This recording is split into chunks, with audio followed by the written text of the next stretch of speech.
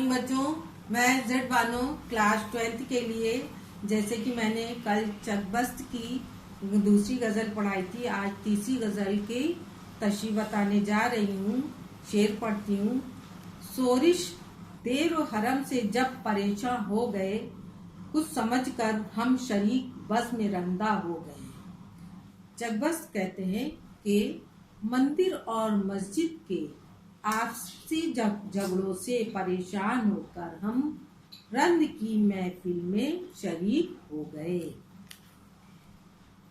अगला शेर है, दर्द उल्फत जिंदगी के वास्ते अक्सीरे खाक पुतले इसी जौहर से इंसान हो गए। चकबस्त कहते हैं कि बाअहमी मोहब्बत और हमदर्दी से इंसान को इंसान बना दिया। अगर इंसान में ये जौहर ना होता तो इंसान और जानवर में कोई फर्क ना होता। आपसी मोहब्बत के इस जौहर ने इस खाक के बने हुए पुतले को इंसानी जेवरात से आरास्ता कर दिया।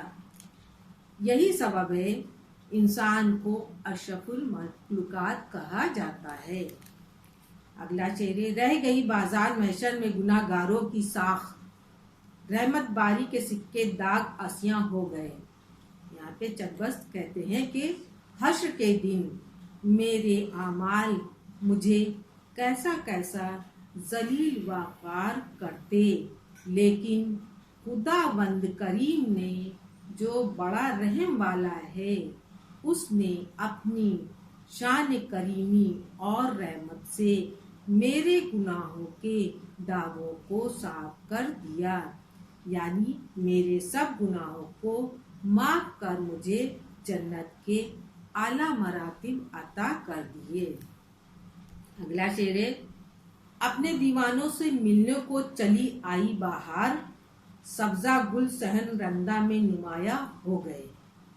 चकबस्त कहते हैं कि जो वतन परस्त कैद खानों में मुकीम थे, बाहर के मौसम को देखने को तरस रहे थे, बाहर उनसे मिलने के लिए कैद खाने में चली आई, यानी वतन परस्त खुश खुश अपनी जिंदगी की आसानियों को छोड़कर जेल की सख्तियों को सहने के लिए इसलिए चले गए कि उनकी ये तकलीफें एक दिन उनके वतन की को आज़ाद करा देंगी।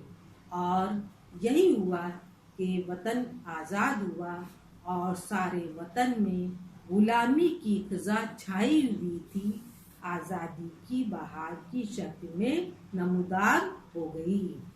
अगला शेर है, इस तमन्ना में कि आज़ादी की देखेंगे सहर, हम असीर कल्फत शब हाय रंदा हो गए। यहाँ चकबस्त कहते हैं कि सिर्फ इस आरज़ू में कि हमारा वतन हिंदुस्तान आज़ाद हो जाएगा, हमने कैद खाने की सख्तियों को बर्दाश्त करना मुनासिब समझा। कैद खाने की तारीख रातें हमने इसी उम्मीद पर गुजारी कि हमारा वतन आज़ाद हो जाएगा और हर तरफ चैन व सुकून और अमन व अमान होगा। अगला शेर है, जाम तक खम से शराब आने में हो जाती है देर, हम तो साकी के तकल्लुफ से परेशान हो गए।